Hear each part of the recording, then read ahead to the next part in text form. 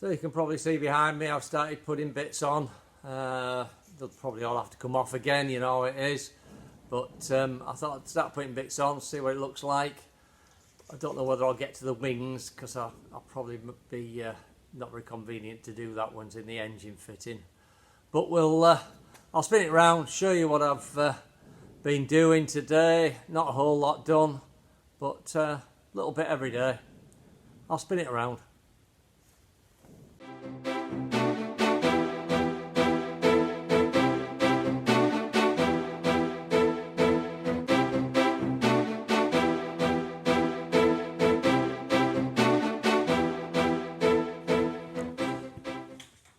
So first of all, I've put the string on, put the cord on. That's how it's going to go. It's not properly in place, but I put that on. I finished off doing the leather around the cockpit, which is quite nice. I do like that. That certainly looks the business to me. As you can see, I haven't cut all the cord to length or anything because it's going to have to come off again. Taking the headrest off. I'll play with that, but nothing to do at the minute is working, so I gave that up as a bad job for the minute and started putting the tail on. So as you can see, I cut out the ring there and the other. There's two on one on each side at the back there. You can just see that I've put the covers on. They look nice. The reason that one's off is because I'm just doing the red stripe through it, and that is just drying up there at the minute. I'll leave that to dry, so I'll come back tomorrow. Tail's on, as you can see. Big problem is I cannot find the ruddy pins. I wish I was organised. I really do wish I was organised, but I'm not. Somewhere I've placed all the pins safe for the hinge pins for 1, 2, 3, 4 and 2 on the rudder. Six hinge pins. They're only tiny little bloody things. But I have been pulling my hair out. Now you know why I'm bald. Because I've been pulling my hair out trying to find out where the hell I've put the damn things. I've been through every little bag I can find. Can I always find them? So that's peed me off a bit. But the other thing is, you may have noticed, I've got the wheels on. As you can see, red on the inside and the rose on the outside. So starting to get an impression of what she's going to look like, and yeah, pretty pleased with the results on that. It's looking nice, I think. It's a good job, I think, that, because I've made the bloody thing. So if I can find them hinge pins, I'd be a very happy bunny. But I'm going to go home now, see if I get some inspiration as to where the hell I might have put them. Other than that, I'll just have to buy some more. They're only a few pence each-ish. But of course, the moment they arrive in the post, I'll find the ones I've lost. It's the way the world works for me. Back with you soon. So, as you can see, probably, I'm sat down. Never a good thing when I'm sat down. It's never a good sign, being sat down. I've made a cock-up. God, you'll be surprised to hear that. What can I say? Just not thinking ahead enough, not realising what I'd done at the time. But I have also come up with a solution. After a couple of ideas, I have come up with a very simple solution to the problem, and it was something I'd not used before, or I'd heard the name, and I'll show you what I've done basically, and it's just really just not thinking ahead of when I covered the aircraft. So it's on the tail, and it's the tail struts I've done, and I'll spin this around, show you what I've done, and there's a pretty straightforward solution to it. So after my initial disappointment and looking for daft solutions, I've hopefully come up with a very simple one, and it should be very aesthetically pleasing as well, shall we say. So I'll spin this around, show you what I've done, and you can laugh at me, snigger behind your hands at your leisure. Okay, as you can see, I'm putting the tail on. The struts are in place, quite pleased with those.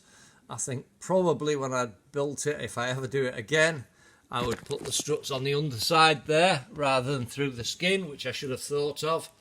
But that looks quite nice actually. I'm not unduly bothered by that. It looks quite neat. The problem is this end here. So in there, if you may remember, before I covered the tail, there was a plate. There is a plate, and it's a triangular plate. I'm going to show it across the top here. That goes across this area here, and in that plate, which is at the bottom of the strut, there is a hole, and what there should have been was an anchor nut on it, because the nut and bolt that I've used, that you can see there, obviously I can't get the bolt in there. The bolt won't go. There's nothing to hold it in. And it's the same on all 4 struts. So I don't recall seeing anything on the plans. I've been back through the plans looking for notes on it, but either I missed them or I was just stupid and didn't think about it at the time. I sort of vaguely remember passing thought that it would need an anchor nut in there. So I've got to solve that problem. My initial thought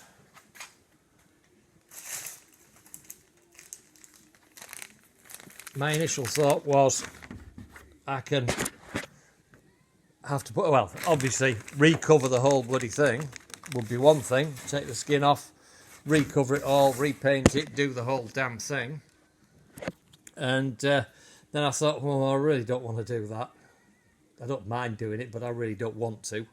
My other thought was that I could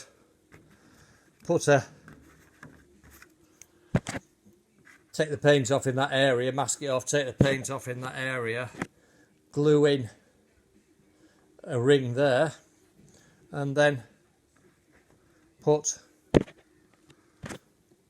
that in the ring, and then I could just put a socket through the hole onto a nut, screw it up, and it wouldn't be too offensive really. It's not too bad. And it would have had 4 obviously of them. I've got I did mess about for a few pence it would take. That's there would be 4 of those. Doesn't look awful, and it's a feasible solution really. Bit of messing about might ruin the aesthetics a touch, but that was my initial thought. Then I was watching a YouTube video in my downtime of Matt Armstrong, is his name. I don't know, he's got 10 million subscribers, so he's a bit better at this than I am. But he was doing up a Ferrari, and he was putting some panels on, and he used Rivnuts. Now, I've heard of Rivnuts, I've just never seen a Rivnut. And I thought, bloody hell, that's my solution. Just as easy as anything, basically. So I ordered a Rivnut puller and some Rivnuts. They're all metric, but that's no big deal. And this is just, it's just support, just to stop it shaking about a bit. But I thought I'd also rubber mount it as well. So I've ordered some rubber mounts to go under there, as you can see. Maybe you can't see. Some rubber mounts. I can drill those holes larger. There are holes in there ready, obviously, because I had it all rigged up. I can drill those holes larger and put the Rivnuts in, and then just bolt metric bolts into the Rivnuts. So when they come, I might get a chance to get down tomorrow. There's a big flying weekend at the club this weekend, but unfortunately I'm gigging and I am away for it. So I can get down maybe the Saturday morning. If this Rivnut thing comes, it might give me a chance to get that done. So that is my cock-up and my initial upset at my stupidity. is pretty much solved. I'm not unduly worried now. I've seen how these things work. They look like a perfectly good solution to it. Just need some M4s, M6s, whatever, to go through there of the correct length with the, and say, the rubber mounts. So that's not such a bad problem at all. The other thing I've been working on is the headrest. Not 100% thrilled on the results. The problem is, let me get that on there.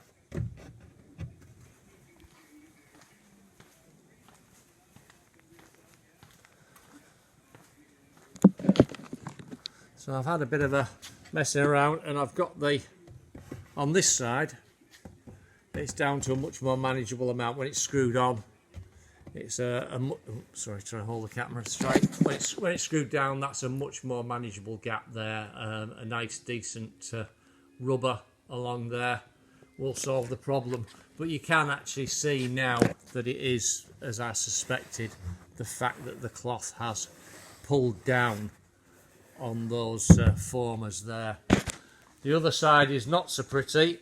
It has made a difference of about 1/2 centimetre or more. But as you can see, it's still got a pretty big gap there. But there's not a whole lot I can do about it, to be honest. I can't really find my solution. I'm going to keep working at it, keep trying to improve it. But it's, so I think my easiest solution is to put a decent diameter rubber under there, and it will mask the gap. I haven't got any more metal to make another one, and it's not, I don't know, I'm not particularly happy with it at the minute. I'll keep working on it, see if I can improve it any, but I'll keep you informed with that. That one's watch this space job, I think. So why did I not know about these things before now? They are pretty fantastic. This is a Rivnut tool, basically just a riveter, but as you can see, got a screw thread. Maybe I'm just showing my ignorance here, but I didn't know these things existed. But wow, they're brilliant, absolutely brilliant for what I needed. So that's the tool, and the Rivnuts are here. Those things, get one out.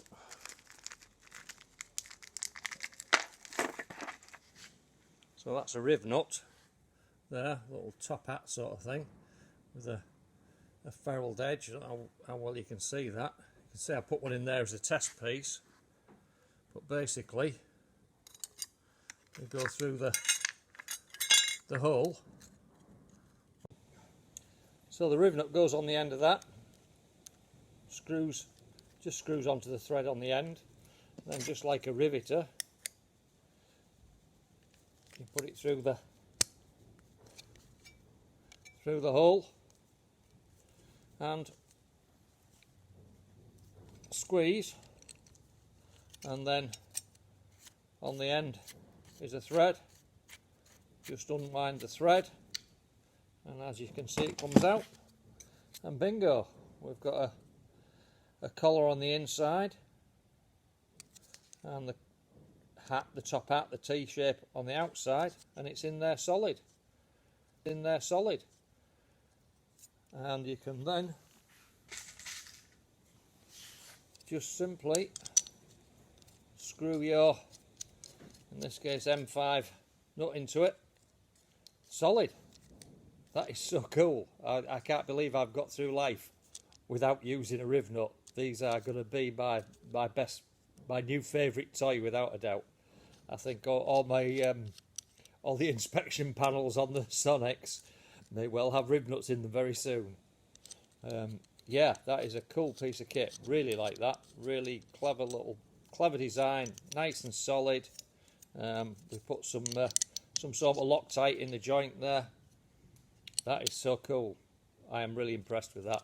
Shows how easy impressed I am, but yeah, that's a cool piece of kit. So I'll show you what I've done with the actual tail end. And there we go, that's the Rivnut in place. There's already one in there and screwed in.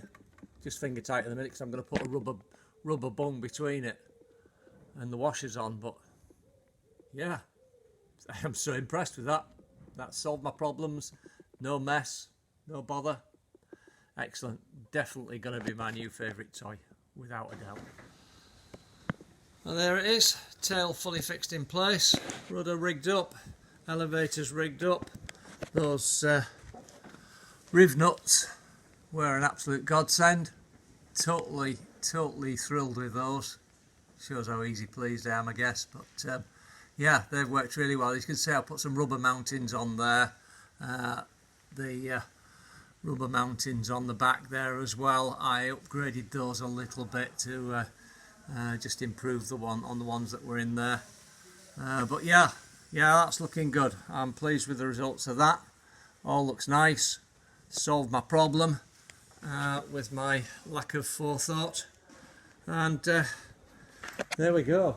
To be honest, I'm pretty sure that's about as much as I can do until the engine mount is done.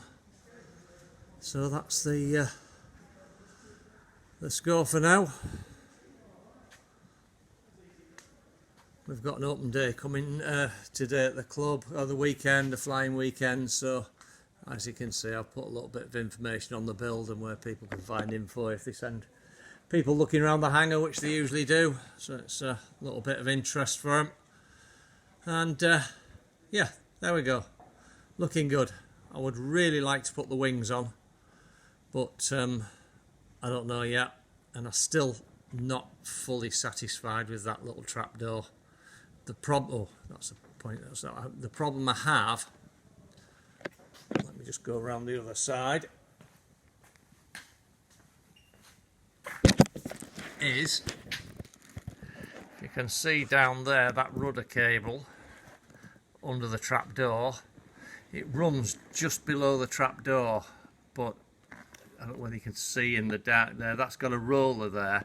I'm going to put another roller just to the left of it on that other upright to pull it away from the fuselage a bit. I've got one on each side to put in, so I'll do those now, I think. And hopefully that will just make sure it clears that door. When the door's shut, I can't get at it from where I am. When the door's shut, it is clear of it, but it does open, as you can see, right under the hinge of it. So I'm going to have a play around with that just to get that rudder cable run sorted, just to improve it a little bit, I think. But that'll be my next little job. So there we are, I've put the other roller in. Yeah, I'll just keep a bit of tension on that as well, I think. It's quite neat, and it's moved it away from that door. As you can see, it's now got a nice clean straight run. I've done the same on the other side here. I don't know if we can see that without making you seasick. Yeah, so I've done the same on the other side there, just to give it a nice run through. I still don't know whether I'm going to be able to sort something to spring for this door. I'm still thinking on that. I don't see why I can't. I think if I do it straight down, I don't know. I'll keep working on it. It definitely needs. I mean, it's got the little magnets on it, as you can see now. They need tidying up, but those are little magnets on there. Look, there's a couple on it, so it will hold it in place fairly well. But I do think it needs a spring to automatically spring back to that position as well. And I figure I can put the spring down on that lower bracket there and straight up against the door and hold in place. That's the thought anyway, but we'll come back to that one. I think we'll call it for this video. I shall